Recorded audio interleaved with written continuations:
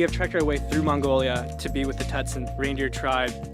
To see the way these people live is very inspirational. They don't have things that aren't an absolute necessity.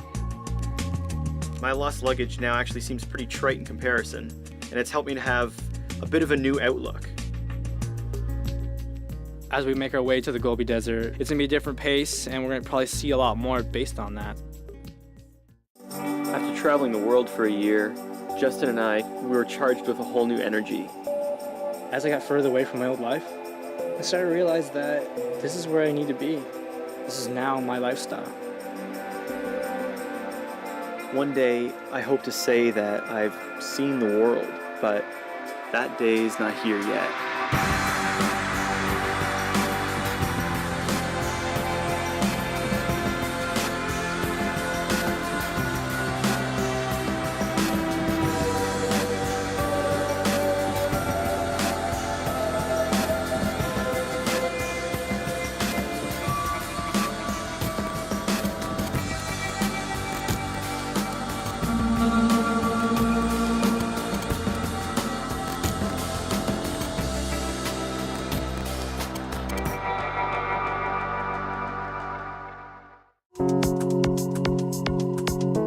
You know, I don't really have any clothes. My bag never showed up. Being here in Mongolia for this amount of time, it's impossible to not pick up the way these people live and how little you need to get by. I may not have a change of clothes, but it doesn't mean I have to live completely like a hobo. I can't bathe down at the river down there because it's against kind of shaman belief. So in order to do any kind of bird bath, I've got to fetch water and bathe up here, which I don't really care at this point. I just need to get clean.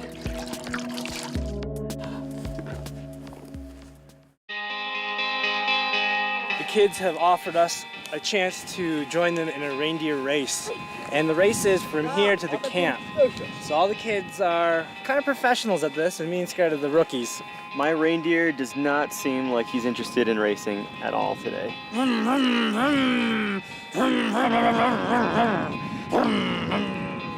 I think these kids have a slight weight advantage. Go! Go, go, go, go, go, go, go, go, go!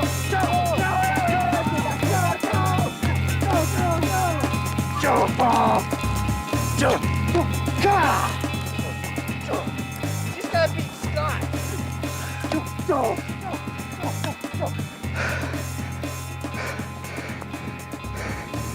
I'm far too heavy for this poor guy, at least to be racing. Plus these kids are professional. It was definitely a weight advantage. Oh, now he wants to go. Justin and I came in probably pretty close to a tie for last place. I can't say who finished last. I did. I finished last. Andre finished last.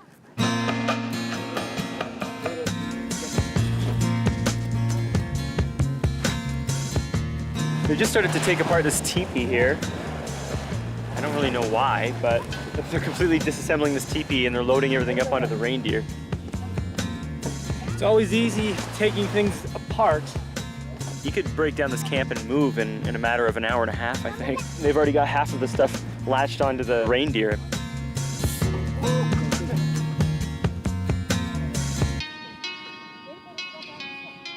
A month from now, they will be moving to their winter camp. Unfortunately, we're not going to be here in a month from now, so they're just showing us how fast they can take down and set up one teepee.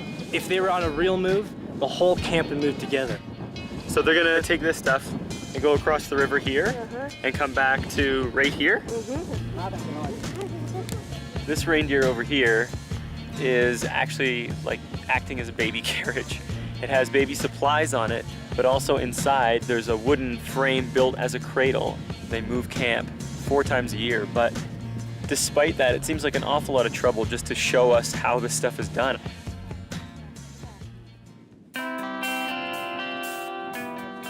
So this is kind of like the caravan. You know, we got the lead up front with the baby, and then they got me with most of the tarps. And then we got Scott behind, who's got the chimney and the oven.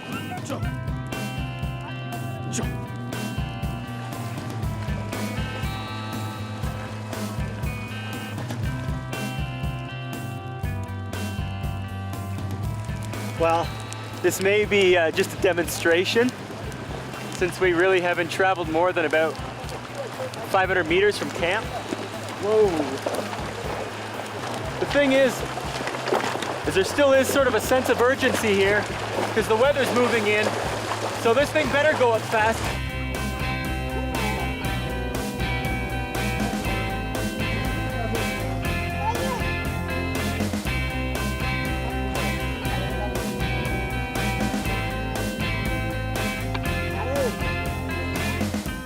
And that's that. Aside from moving in the baby and a couple of essentials like food and blankets and stuff, looks pretty much the way it did a few minutes ago. So, I mean, an incredible process.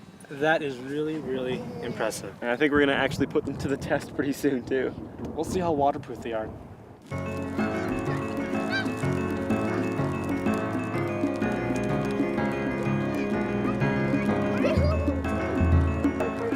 There he is.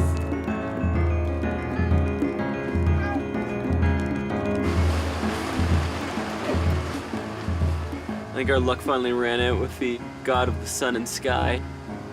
I'm sure they need a little bit of rain. We've been really lucky up to this point of having no rain at all, so it has to come sometime.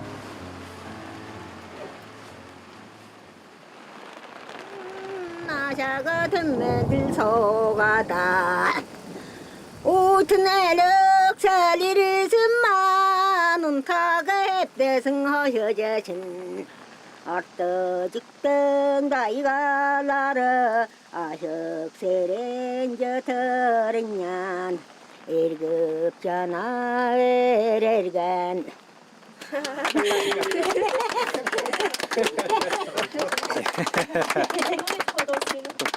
She is singing about one man who doesn't have any teeth. He is very easygoing man.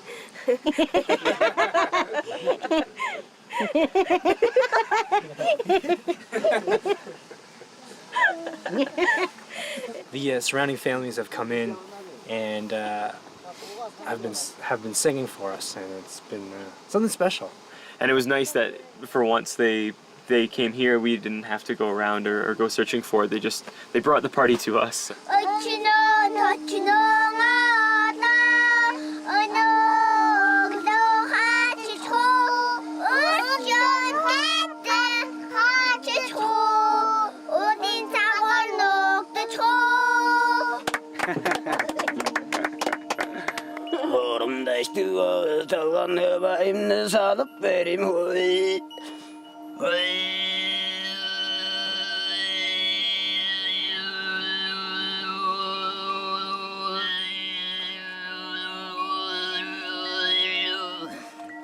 This style of singing apparently is only heard in the taiga, like where we are in northern Mongolia, so unique to hear. Another unique experience out here. That's something you're not going to hear anywhere else. no, it's amazing, man. I could probably do that too if I had a few more of those newspaper cigarettes.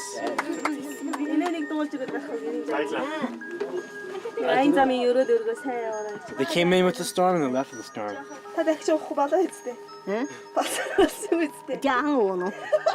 It was very rude of us not to offer the older woman here some vodka.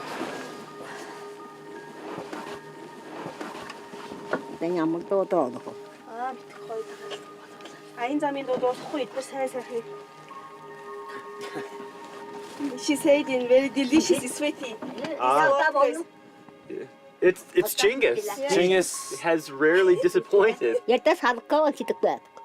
She said that she is very happy and she wishes you all the best in your life. Could you tell her that she was very, very, very good singer? She took bronze medal Ah. from Murung. Oh, wow. So we're looking at a bronze medalist. Good night. Show's over. Yes, she's happy. The 73-year-old woman outsang and outdrank the best of them in this little town they have here. She's the last one to leave the party. Yeah, she was rock and roll all the way. All the way.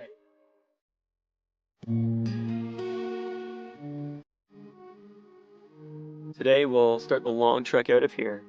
And I'm glad that it's such a trek to get out here and see the Satsang, because if it were any easier, this could all very easily get spoiled. Bye. Thank you. Bye.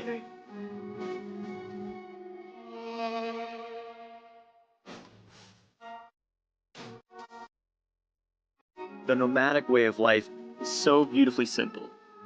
And they're happy. And they have loving families. And they have all those aspects of life that we all seem to ultimately want to get to. You know, we talk about freedoms in other countries and living in a free world. Mongolia, I think, exemplifies that so well because it's a country built to explore, a country built without boundaries, free to roam wherever you want, and everyone does.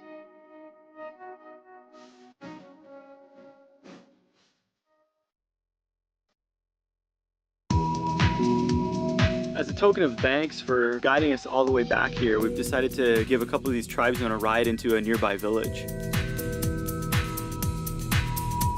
Most of these bridges and ferry crossings this far north are actually privately owned and operated. And if you roll along at a weird hour, then you'll have to wake up the owner, who lives, in this case, in the little house on the other side of the river. So we'll see how it goes. Mother Nature is angry right now.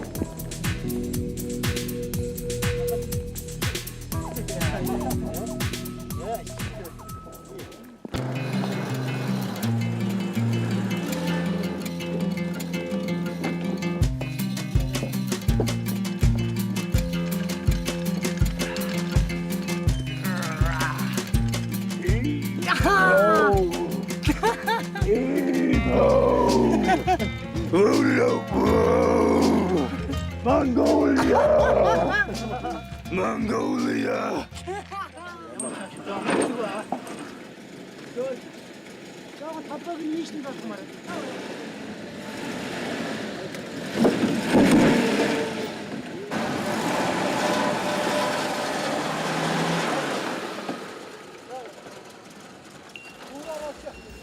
Mother Nature. She's out to get us today, I think.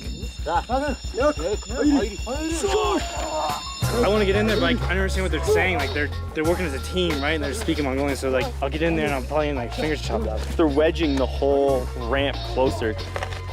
Yes, look! Push!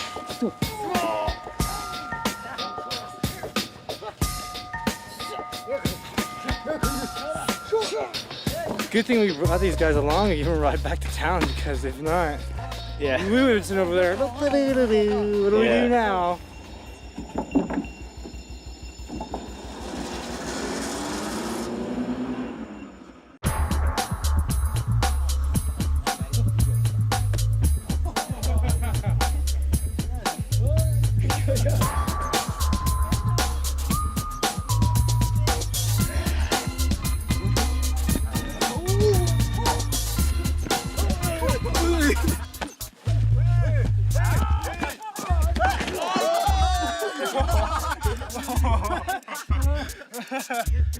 Okay, that's enough. Who's next?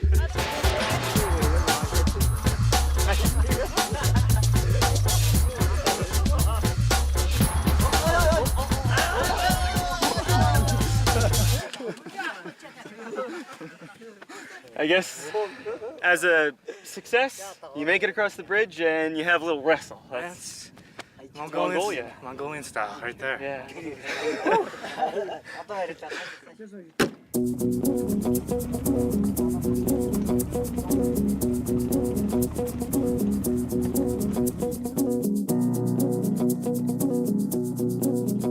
Tell them thank you so much for allowing us into their property and showing us how they live. Маш сайхан сэтгэл хангалуун байна. Та нар маш сайн ажилласан. They are happy to meet you. Thank you. Thank you. Thank you very much.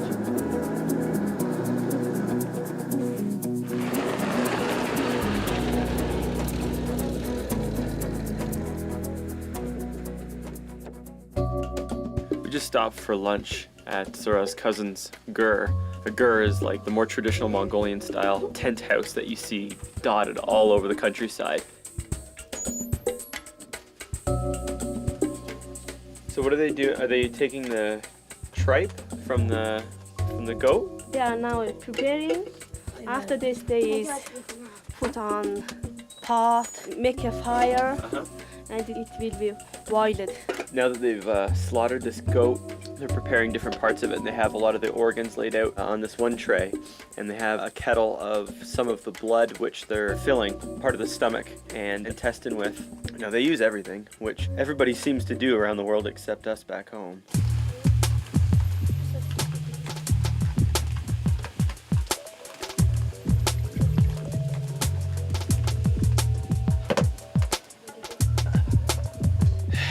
And most of the times when we eat something, it's best off we don't see how it's prepared. We just see the final product. But luckily enough, we came in a little bit early and we're seeing how they're preparing it. You just gotta promise me, throughout our travels, eventually we will go to the country that invented fudge.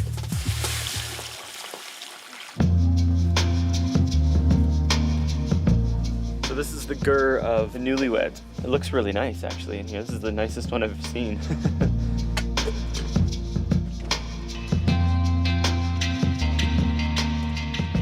This is a glass of Yogurt, yak yogurt. yak yogurt. Yeah, yogurt. So this clear alcohol comes from yak yogurt. Yeah. Do I drink the whole thing? Yes, you should drink 3 times. This whole thing 3 times? Yeah, 3 times. No, there's no way. 3 of these? Yeah, you should save yourself. That's insane. And it's only, what, 11 o'clock in the morning? Seems that a crowd is brewing. One of the oldest Mongolian traditions is get the foreigner drunk.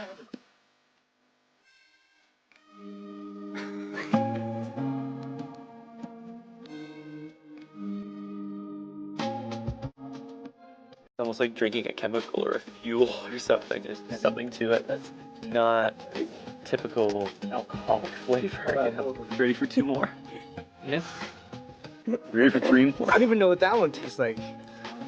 There's not much to it. I'm feeling pretty fuzzy, actually. Trey's feeling fuzzy.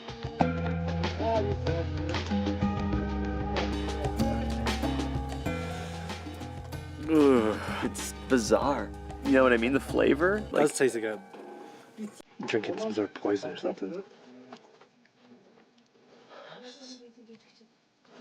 Oh my god. I'm starting to feel it a little bit. There's no way I'm having 3 glasses of this.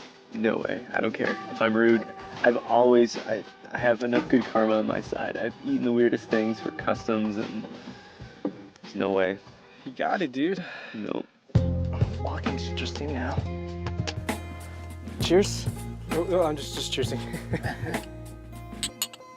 야, 손도 더 어떡하냐?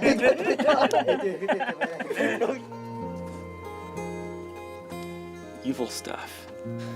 Drink, my friend, drink. Gotta be careful. It's a good. I can't talk. And it's sorry, Scott, that this guy said is you should sing. You can't make up customs as you go. This is a song drink. You're totally making up rules and that's not fair at all. Go. I don't know any royalty-free songs. Thank you for giving us a lovely drink. It's wonderful and I'm getting plowed for the long journey home.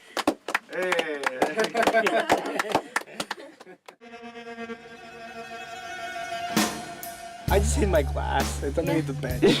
I know, it's like... That's what I did.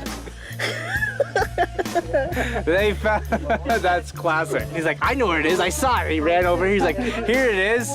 Yeah. Oh, there it is. I thought I lost it. Cheers to someone filming the rest of this show. My glass is closed.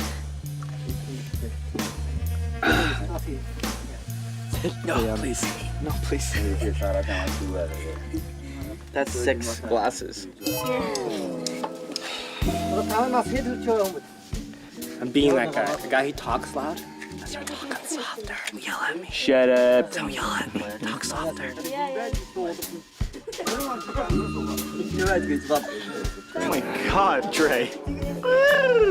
This is all about getting our cameraman home alive.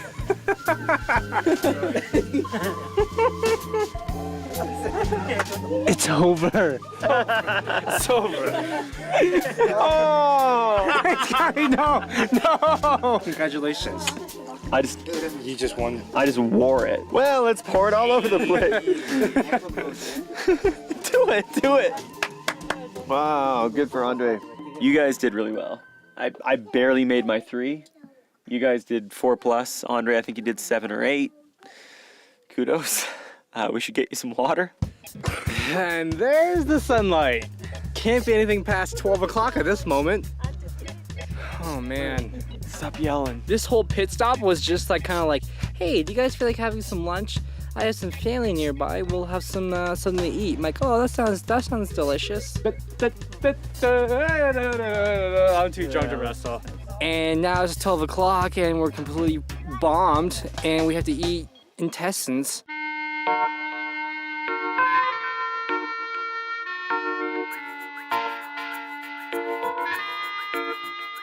Man, it melts water and I just want to get in that bucket. I just think that red bucket looks like a transport truck hit a sheep.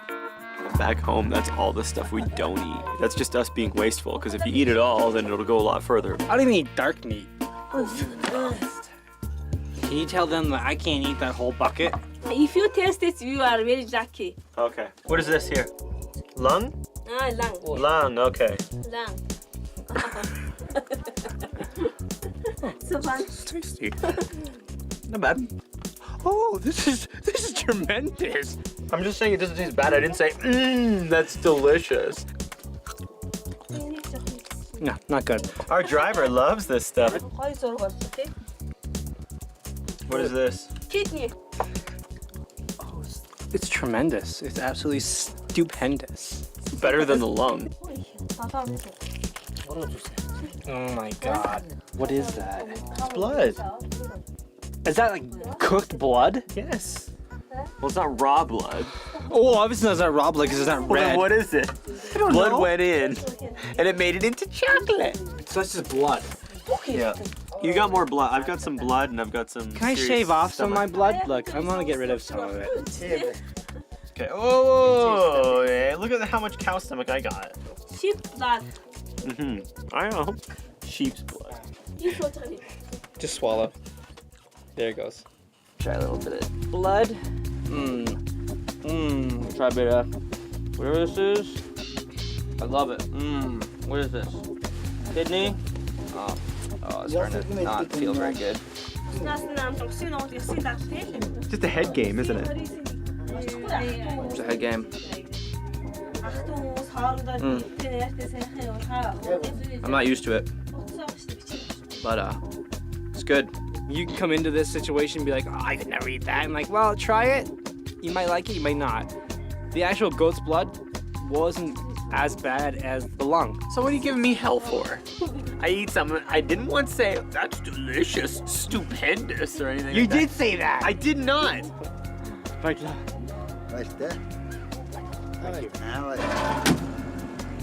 we have like 10 hours on a bumpy road. Good thing my stomach is full with drink and food. And organs. And organs. We said goodbye to our guide Sarah, and we're leaving Marun on the small plane. We'll head back through Ulaanbaatar and take another flight out to the Gobi Desert. The other thing too is we're stopping in Ulaanbaatar. Hopefully, after the last week or so, my bag has arrived in Ulaanbaatar. I've kind of grown accustomed to wearing your clothes, to be honest. And yours too, Andre. Comfortable.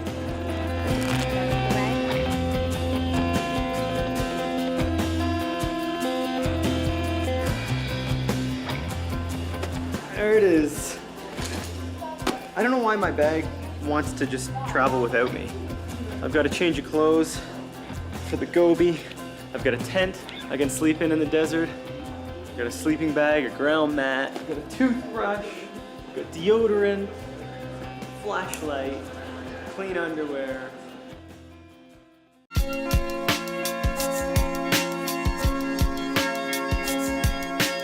We're in Dalanzagad, which is this tiny little speck of a town in the middle of the South Gobi Desert, and we've completely flipped extremes. We've gone from the extreme north to the extreme south of Mongolia.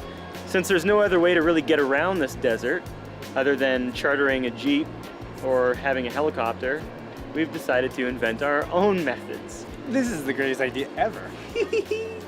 These things are brand new, eh? I don't think there's many of these in Mongolia. I just can't wait. This is Gana. She will be accompanying Andre in our support vehicle, and I guess you're gonna kind of translate for us. Yeah. There you go. And this is our driver. Well, it's his back. How are you? Your name? Mocha? Scott, you know the desert quite well? Yes. What's this thing? It's a helmet. Oh. You said black. I changed my mind. You said black. Yeah, then I thought it was kind of weird looking, and then like, I want the green one.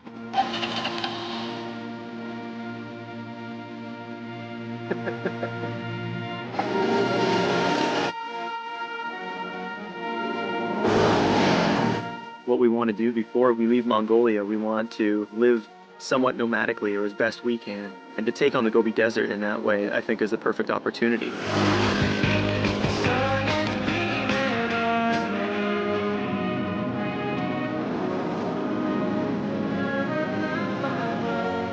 They'll do, I guess. You know, if we have to do the Gobi like this, I'll suffer somehow. Justin, I know he hates this. I had to ride it on quad for the next couple of days, and you know, I gotta keep Scott happy. So here I am. Props, buddy.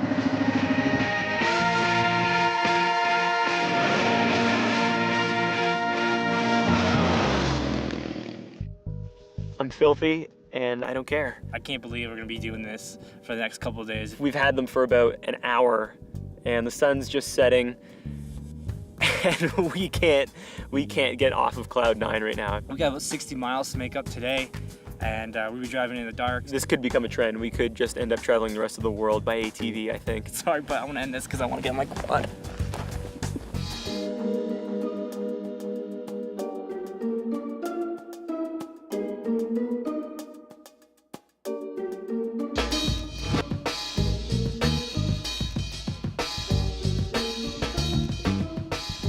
We had just finished an hour and a half of riding in the dark, and it kicked their ass. The best part is that tomorrow we have 10 hours of riding.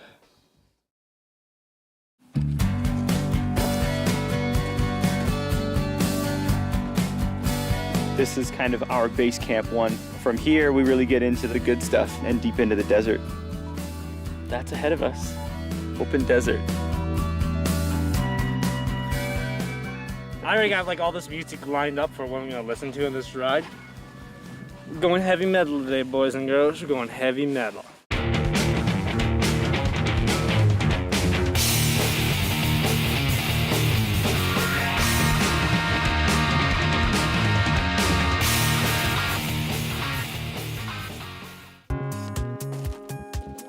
They always seem to attract a bit of attention. I don't think out this far in the desert they probably get to see them all that often. Do you want to sit up on there? Vroom, vroom, vroom. You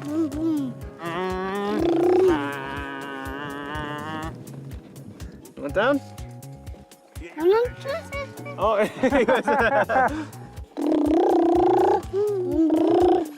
He's a natural.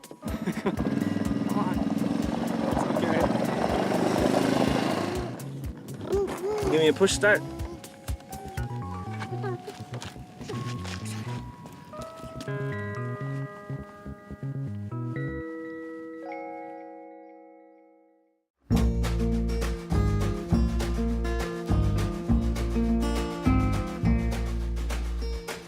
There's been a couple of really cool sections on this ride, like through this canyon. Desert sands sifting, pure in strength. it was a nice change just to cool down. Like these cliffs where in the winter there's actually an ice glacier in the desert is now melted into what's left of a little bit of a stream. And it's just bizarre to be blasting through this creek thinking you're in the Gobi Desert. Sleep beneath ashen skies, pure in grief clouds. just as the last light is leaving the sky, we make our own camp.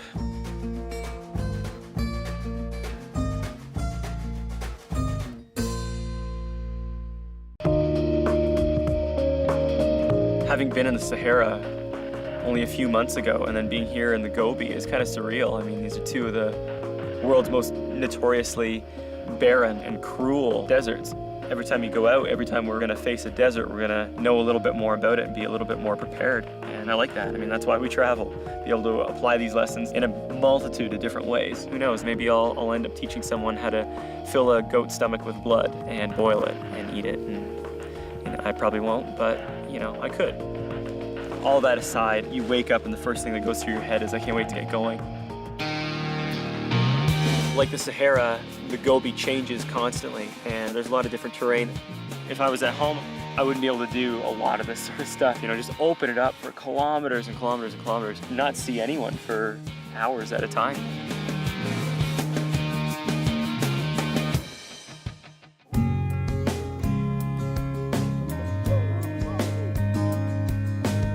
We just stopped for a quick water break and to check out probably what's going to be the last of the sand dunes that we're going to see in the Gobi. There's a river that comes through here that feeds this area and kind of makes it quite green, so it's impressive to just see these plains. Back a ways, we're even seeing trees that lead right up to the sand dunes. We should just start charging these little rides, make a little money for gas.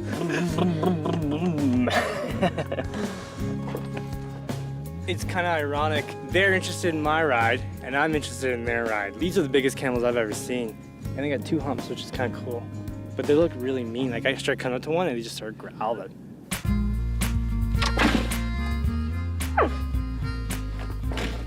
Chill out. I just want to fix your hump. Oh my God, it's heavy. It's heavy, I know. I want to ride one of those camels. Let's see if we can strike a deal here. Танаа тэмээнүүдээс чинь нэгийг нь энэ хүн 5 минут унаа тэгээд танахаас нэг хүн ATV-г нь оронд. She said okay and he's gonna ride ATV. Oh, okay. Yeah. Deal. Yeah. Deal.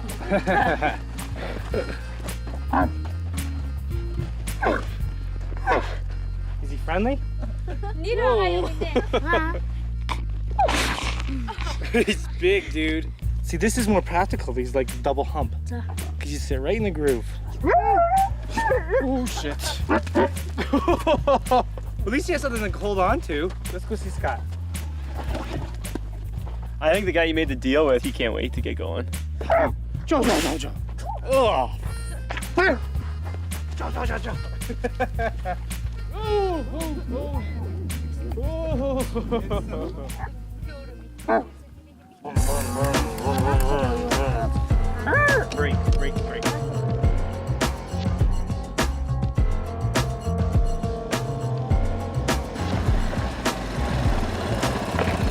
Ask him how many camels to trade for that quad. Энийг аюу хэдэн тэмээгээр солиулж салах уу? 8 camels. 8 camels. Yeah. 8 camels. Think of the possibilities. 4 each. I don't think the rental company would be too happy if we came back. We're like, here you go, 8 camels. I could feel the quad just pulling and not behaving right. Kept pulling to the left. I'm like, I think that tire's going flat. Sure enough, I pull over and yeah, it's going flat. There's certainly no store around here that sells ATV tires. We should trade those camels. Wouldn't have done any good. You were gonna trade your ATV. This one still would have went flat. We would have had 8 camels and an ATV with a flat tire. Yeah, but at least we can get around with 4 camels each. I suppose.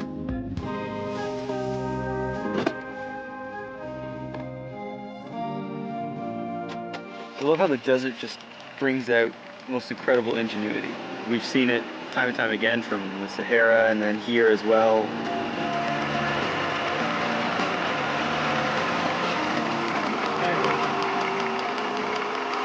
That is pretty slick. I want to see him put it back on though. That's the trick. He just goes in reverse. He's just pulled the tire off and now he's managed to put a little patch kit in.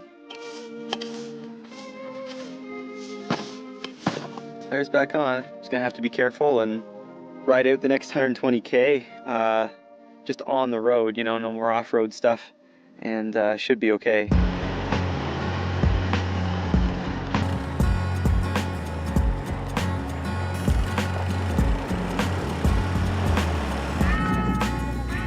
I don't know what I did to deserve this, but now I've got another flat on the other side.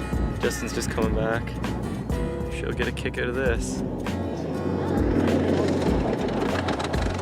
You've been taking it pretty easy ever since you got that first flat. And I have just been beating the snot out of this thing.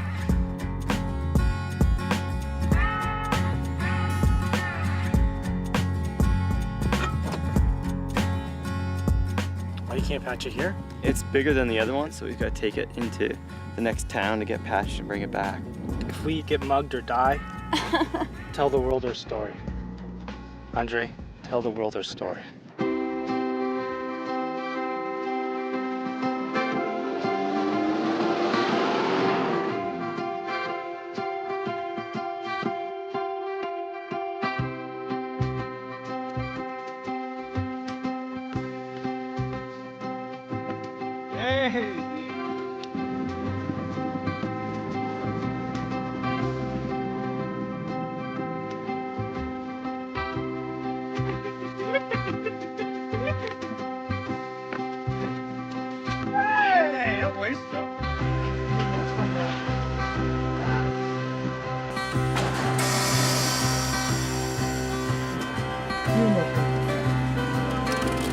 We couldn't find that extra patch from there, so we came here to buy the patch from this shop. I don't know whether they have or not. They don't have the small one, and it's too big. I think there's no other shops here, and don't know what to do.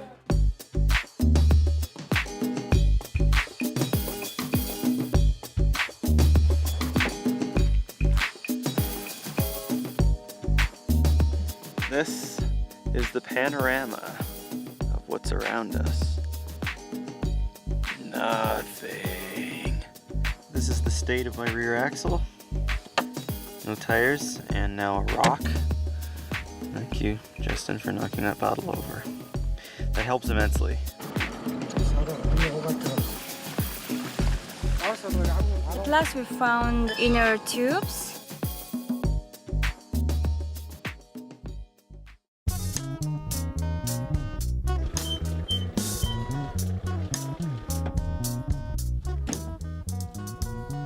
Okay? All right. Welcome back. I trust you have some repaired tires for me. Was it a big ordeal? Yeah, a little bit. Just push it up, just go up a little more. Okay, go down. I'm just glad that it worked out. But now I'm so paranoid to even drive it. Have we not learned anything? Taking it easy, you know, being safe, gets you 2 flat tires.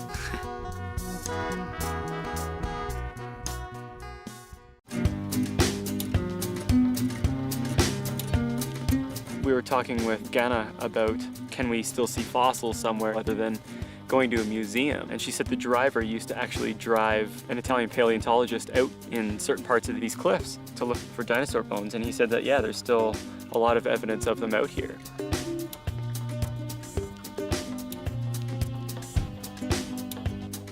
Vianzag, or the Flaming Cliffs, made famous in the 1920s when Roy Chapman Andrews discovered huge deposits of dinosaur bones. It became one of the most renowned dinosaur bone deposits in the world. 99% of all the dinosaur remnants have now been extracted from the ground here.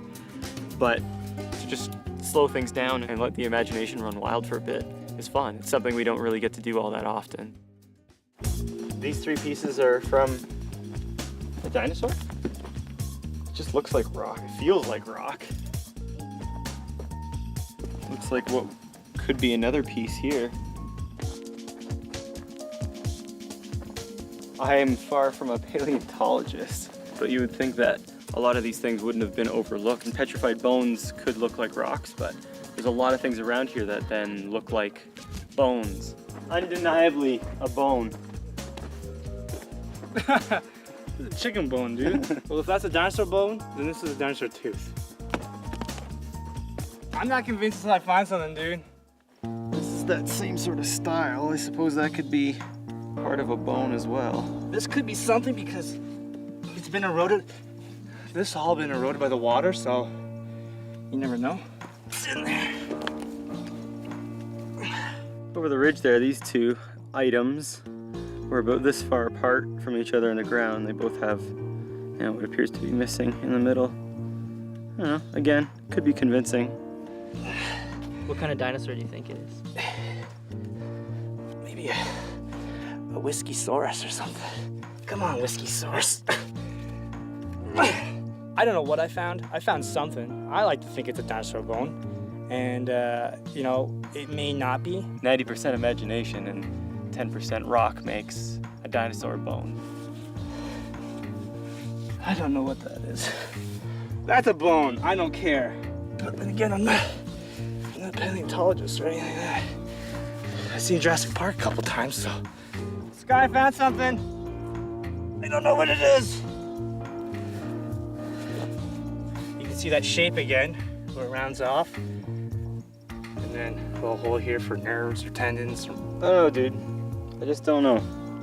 They just seem like such bizarre oblong shapes. To actually get my imagination come back, like, oh my God, it's a dinosaur bone, and you're digging, you're pulling it up, and you're naming it. I got a big kick out of it, and I don't know, it could be real. I think Scott thinks it's fake. I have to have proof, and until I do, I don't really buy into it.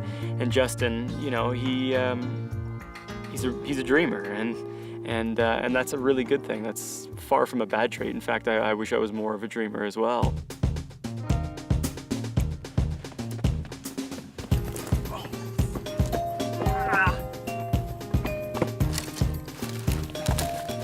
I got him.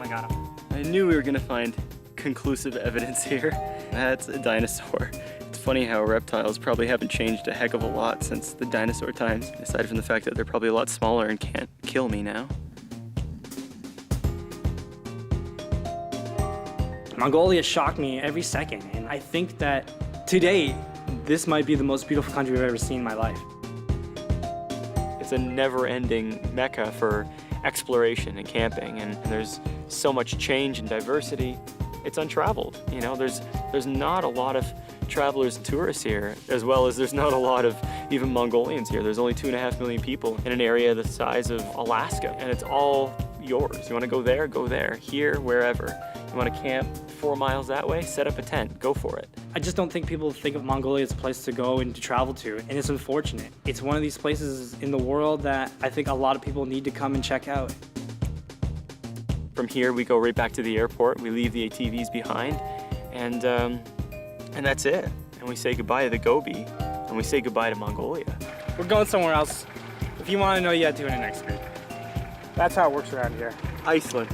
Iceland it is. Might as well. If you want to see a country that's totally going to blow your mind, then you better book your trip to Mongolia because it's something you need to see now. The people there are fighting as hard as they can to keep that country the way it is. And I hope it stays like that for the rest of eternity.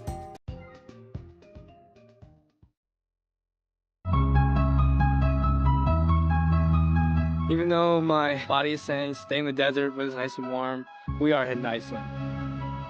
These trips are always about change, and there's no bigger change than leaving a desert for the land of ice and fire. Iceland is a world away from Mongolia, and it's going to have its own extremes. And I know Mother Nature is already waiting for us.